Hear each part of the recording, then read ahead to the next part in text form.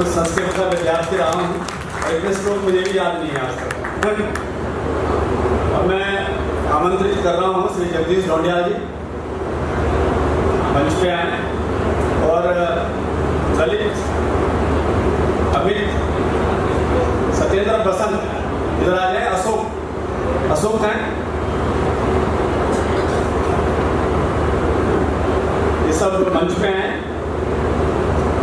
भाई साहब के बारे में मैं कुछ कहूँ तो सूरज को दिया दिखाने वाली बात है। आपने बीएससी बीएड करने के बाद जो मार्ग चुना वो प्रचारक का चुना। 15 साल प्रचारक रहे स्वयंसेवक संघ में। उसके बाद उनको जो जिम्मेदारी दी गई वो सरस्वती शिशु मंदिर और भारतीय विद्या मंदिर उत्तराखंड, जहाँ पर कि गवर्नमेंट कोई स्कूल नहीं बना सकती थी बड़े बड़े विरान क्षेत्रों में, बड़े बड़े बीएड क्षेत्रों में, वहाँ पर आपने सरस्वती मंदिरों की स्थापना करी। आपने वहाँ पर भारतीय विद्या मंदिरों के लिए पूरा प्रयास किया और खुलवाया। और इनकी संगठनात्मक जो मैं शक्ति की बात करूँगा वो थोड़ा राजनीतिक होगा, लेकिन 1991 में मैं इनकी संगठन शक्ति के जो चश्मदीद गवाह रहा हूँ उसमें मैंने 5-10 दिन बैकएंड में दिए, क्योंकि उन्होंने मेरे को आदेश दिया कि आपने भी आना। जब जनरल खंडूड़ी जी का पहला इलेक्शन था उसको मात्र 55,000 में इन्होंने पूरा करवाया।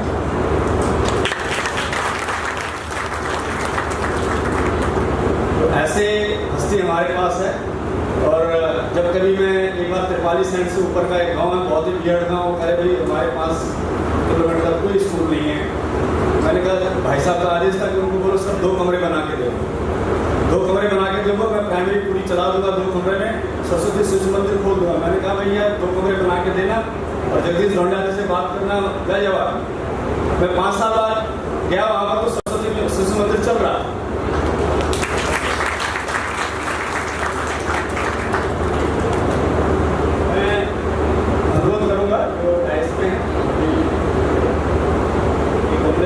स्वागत करेंगे अमित जी, हमारे ऑडिटर साहब, अशोक जी हमारे कार्यकारिणी मेंबर,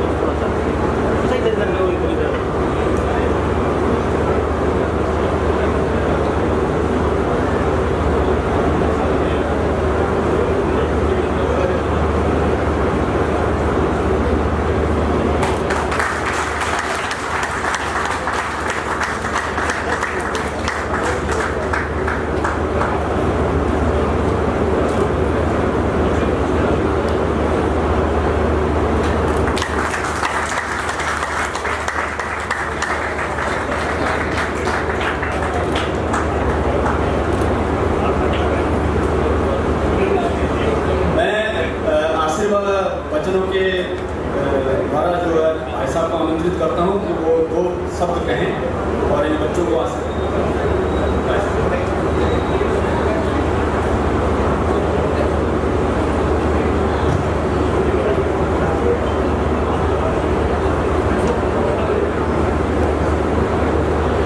आपके इस गौरवपूर्ण सम्मान समारोह में उपस्थित सभी अतिथिगण, उपस्थित बंधुओं, माताओं, बहनों, छात्र छात्राओं,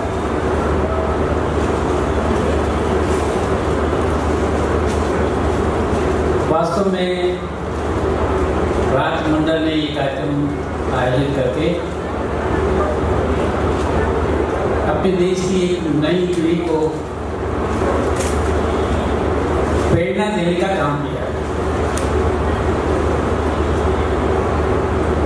विशेषकर मैं विद्यार्थी बंधुओं को कहूँगा जो इनको इसमें सम्मान प्राप्त हो रहा है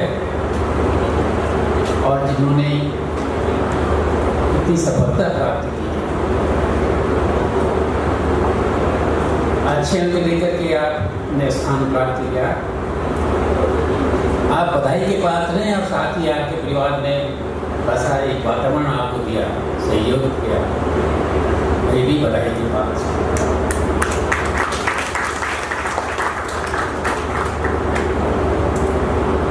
समय जिस आयु में आप हैं, लोग कमाते हैं, कहते हैं कि बच्चा पढ़ लिख जाएगा, कमाएगा, बाकी अच्छे काम करेगा। मैं कहता हूँ कमाने का समय ये है। यदि कुछ अर्जन करना है, वे अर्जन इस आयु में करने पड़ेंगे। हमने अच्छी शिक्षा प्राप्त की, अच्छी आदतें अपने अंदर ग्रहण की, अच्छे संस्कार अपने अंदर ग्रहण किए, बाकी के जीवन में उनका प्रयोग होने वाला है। जो कुछ प्राप्त करना है इस समय करना है। और मैं देश का विद्यार्थी बंधुओं को कहूंगा कि जब कोई चीज अर्जन करना होता है ना, तो परिश्रम करना पड़ता है। There is no shortcut. If you will adopt the shortcut, it will cut you short. सफलता की एक ही गारंटी है, परिश्रम, परिश्रम, परिश्रम। इस बात को हमेशा अपने को ध्यान में रखने की आवश्यकता है। एक दूसरी बात मैं आपको कहूंगा, आप विभिन्न प्रकार के विषय पढ़ते हैं, इतिहास, भूगोल, गणित, विज्ञान, बाकी सारी चीजें। ये विषय पढ़ते पढ़ते मुझे एक बात ध्यान में, हमें से हर एक को ध्यान रखनी चाहिए कि हम भौतिक विज्ञान पढ़ रहे हैं, रसायन विज्ञान पढ़ रहे हैं, गणित पढ़ रहे हैं। हमने अपनी पुस्तकों में देखा होगा, इस देश के साइंटिस्ट ने ये किया, इस देश के साइंटिस्ट ने ये किया। वो जानकारी आवश्यक है, लेकिन क्या कभी हमने सोचा हम तो दुनिया के प्राचीनतम देश हैं, हमारे पूर्व के लोगों ने इस बारे में क्या कहा? अपनी पढ़ाई करते करते इसका भी ज्ञान होना आवश्यक है। और इसलिए मैं कहता हूं, मैं 30 वर्ष मैं भी शिक्षा क्षेत्र के अंदर काम करता रहा हूँ और आपके जैसे इंटरमीडिएट तक के बच्चों का मैंने जब कभी भी मैं किसी विद्यालय में गया हूँ, मैंने कक्षा जरूर ली, अंग्रेजी की ली, हिंदी की ली, विज्ञान की ली, गणित की, ये मेरे विषय हैं, इनमें मैंने ग्रेजुएशन किया है। तो हमें ये जानने की जरूरत है कि अगर भौतिक विज्ञान पढ़ रहे हैं तो इस विज्ञान में हमारे लोगों को भी कोई ऊपर नहीं है क्या? ये मैं क्यों कह रहा हूं? ये मैं इसलिए कह रहा हूं कि किसी भी देश के नागरिक को यदि आगे कुछ करना है अपने देश के लिए, समाज के लिए, तो दो बातें बहुत जरूरी है। पहली बात देश का भूगोल, और दूसरी बात है देश का इतिहास। आप कहेंगे मेरा विषय तो जो है वो भौतिक विज्ञान है, मेरा विषय तो रसायन है, मेरा विषय तो गणित है, लेकिन हमने हमारे इन विषयों में भी तो हमारे महापुरुषों ने उपलब्धि की है। गणित विषय ले लीजिए, कितने बच्चे ऐसे जानते होंगे गणित का में शून्य का आविष्कार भारत में किया? कितने लोग ऐसे जानते होंगे कि दशमलव प्रणाली भारत की देन है? कितने लोग ऐसे जानते होंगे कि जो ट्रिग्नोमेट्री, ज्यामिति जिसको कहते हैं, ये भारत में पहले पढ़े, भारतीय ग्रंथों में इसका उल्लेख है। आप कोई विषय ले लीजिए, फिजिक्स लीजिए, केमिस्ट्री लीजिए, जियोलॉजी लीजिए, बॉटनी लीजिए, मैथमेटिक्स लीजिए, हमारे पुरुषों ने फिजिक्स में आप गुरुत्वाकर्षण का नियम पढ़ते हैं। आज के सारी जो स्पेस के अंदर सारी संरचना है, गुरुत्वाकर्षण का महत्वपूर्ण योगदान, गति का महत्वपूर्ण योगदान, ये गुरुत्वाकर्षण की खोज सबसे पहले किसने की? हमारे लोगों ने। ये कोई डाल्टन का सिद्धांत नहीं है। हमें अपने अध्ययन के समय आज की आवश्यकता भी पूरी करनी है और अपने को पुराने अपने ज्ञान विज्ञान से भी जोड़ना है। और जब हम लोगों को अगर जोड़ेंगे तभी तो एक सुखी समृद्ध भारत बनाने का सपना अपने मन के अंदर बनेगा। कैसे थे हमारे ऐसे महापुरुष? जब लोग कहते हैं दुनिया के अंदर, कई बार लोग ये सोचते हैं कि पाश्चात्य देशों में क्या है और भारत में तो शायद रहा ही नहीं होगा। आज लोग यूनिवर्सिटी में पढ़ने के लिए विदेश जाते हैं, मिशन नहीं जाते हैं, अच्छी यूनिवर्सिटीज हैं। लेकिन भाई कभी हमारे देश में भी तक्षशिला, नालंदा, विक्रमशिला ऐसे विद्यालय रहे? और ज्ञान के उपासक कैसे हैं? आपके जैसे नौजवान ज्ञान के प्रति कितनी श्रद्धा, ज्ञान रहना चाहिए। मैं रहूं नहीं, कोई बात नहीं है। मैं एक उदाहरण बताता हूं। चीन के एक यात्री हुएनसांग भारत की यात्रा पर आए थे। वे कई वर्ष भारत में रहे और उन्होंने भारत में भ्रमण करने के बाद वे जब अपने देश में लौटे तो लौटने का एक ही साधन था, नाव से ब्रह्मपुत्र नदी पार करके जाना था। उन्होंने सोचा कि मैं इतने वर्षों इस देश में रहा हूं, इस देश का ज्ञान विज्ञान ये मैं साथ लेकर के जाऊंगा। वे नाव में सवार हुए, वे सारे ग्रंथ रखे, उनके साथ कुछ भारतीय छात्र भी गए, वो ले गए अपने साथ। जब नाव चलने लगी तो बहती ब्रह्मपुत्र नदी का प्रवाह सबसे तेज प्रवाह, तो नाव डूबने की स्थिति बनी। क्या करें? वेंकटेश्वर ने कहा कि कुछ पुस्तकें फेंक दो। ज्ञान के उपासक महाभारती के ये पुत्र नौजवान, जिनको जीवन की सारी आकांक्षाएं जिनके सामने थी, जीवन के सारे लक्ष्य जिनके सामने थे, उन्होंने पुस्तकें नहीं फेंकी। एक एक करके बच्चे कूद गए, ब्रह्मपुत्र नदी के प्रवाह में बह गए, उनकी जीवन लीला भी समाप्त हो गई। ये देख करके इंसान ने कहा कि भारत क्यों ज्ञान विज्ञान में दुनिया में श्रेष्ठ है, क्यों इसको लोग विश्वगुरु कहते हैं, ज्ञान के लिए समर्पित। ऐसी हमारे देश की पीढ़ी रही है। कोई क्षेत्र ले लो, भाषा में व्याकरण का क्षेत्र ले लो, जितना शुद्ध व्याकरण हमारे संस्कृत में है दुनिया की किसी भाषा में नहीं। हम जो बोलते हैं वही लिखते हैं, अंग्रेजी की तरह नहीं है। एनो नो और के एनो डब्ल्यू नो ऐसी हमारी भाषा में नहीं है। ये बड़ी श्रेष्ठ भाषा, हम श्रेष्ठ परंपरा के उत्तराधिकारी हैं।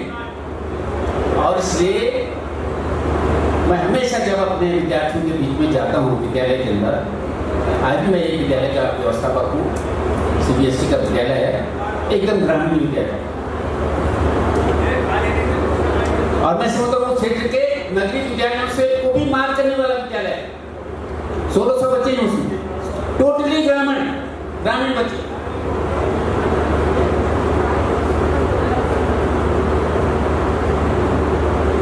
विद्यार्थी को अपने देश के बारे में, समाज के बारे में, जो मैं पढ़ रहा हूँ, अपने देश की श्रेष्ठताओं के बारे में, अरे जब हमें अपने देश की कुछ श्रेष्ठ पताएं होंगी तभी तो हम उसको महान बनाने की कोशिश करेंगे ना, जब देश का ज्ञान ही नहीं होगा। हमने देखा है, लोग कहते हैं, इकबाल ने कहा एक जगह, यूनान रोम मिट गए जहां से, कुछ बात है कि मिटती है, हस्ती नहीं हमारी। क्या रोम और यूनान समुद्र में चले डूब गए क्या? नहीं, वो देश है, जगह है। जगह से देश नहीं बनता, केवल देश बनता है। रोम और यूनान की संस्कृति खत्म हो गई, जो उनकी श्रेष्ठताएं थी वे उस धरती पर दिखाई नहीं देती है। इसलिए इकबाल ने कहा तो केवल धरती कोई देश नहीं होती है, उसकी परंपराएं, उसकी श्रेष्ठताएं, उसका साहित्य, उसकी संस्कृति, उसका जीवन का रहने का लक्ष्य, और इसलिए अपने देश के बारे में भी जानना। अर्जन तो इसी समय करेंगे ना, बाद में तो सब गंवाने का ही है, खर्चा करने का ही काम है। जो हम इस समय अर्जित कर लेंगे जीवन में, वही हमने एक तरह से बांटना है, उसको देना है। ऐसा हम अपने देश के बारे में सोचें। मैं समझता हूँ कि अध्ययन करते समय देश के बारे में विचार करना, बड़े लक्ष्य को सामने रखना। और एक बात मैं और कहूँगा आप सब लोगों से कि आपके सामने एक लक्ष्य छोटा नहीं होना चाहिए। हमने हाथ बढ़ाया, लक्ष्य मिल गया, नहीं, लक्ष्य ऐसा होना चाहिए जिसके लिए थोड़ा सा मेहनत करनी पड़े। लो एम इज ए क्राइम, लक्ष्य बड़ा रखो और उसके लिए अपने जीवन की समस्त शक्ति, बुद्धि, मन सब उसके लिए समर्पित करोगे, निश्चित रूप से सफलता मिलेगी। आप सब छात्र छात्राओं ने मेहनत करके अपना एक स्थान बनाया है। आगे भी भगवान आपको ऐसी शक्ति दे, ऐसी बुद्धि दे कि आप ये और भी अभी बढ़ते जाएं और अपने देश को, जैसे कि हमारे यहाँ पर स्वामी विवेकानंद ने कहा है कि मैं देख रहा हूँ, तो 1893 में उन्होंने कहा था, लेकिन उनको लगता है उसके बाद स्वतंत्रता के काल में वे अमेरिका गए थे, विश्व में जय घोष किया था। आज भारत जाग रहा है, दुनिया में अग्रणी राष्ट्र बन रहा है। हम सबकी शक्ति दिशा में लगे और जहाँ के हम रहने वाले हैं, यानी हमारा उत्तराखंड, हमारा अपने गांव और अपनी जननी से बड़ा दुनिया में कोई भी नहीं होगा। उन्होंने एक बात का याद दिलाते हुए कहूँगा, भगवान राम ने लंका का युद्ध जीता। लक्ष्मण वहाँ की चकाचौंध दे करके उनकी स्वर्ण में ही थी लंका, तो वे विचलित हो गए। उन्होंने किसी जाहिल ने, जो मैं जिहादी फिर मैं कह रहा हूँ कि एक लिफाफा ज़्यादा हो रहा है, शायद एक बच्चे ने नहीं लिया।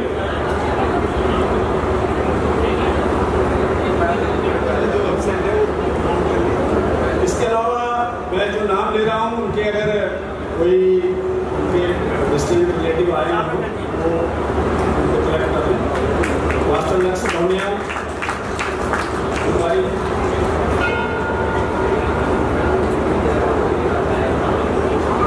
कुमारी निकिता ढोनिया,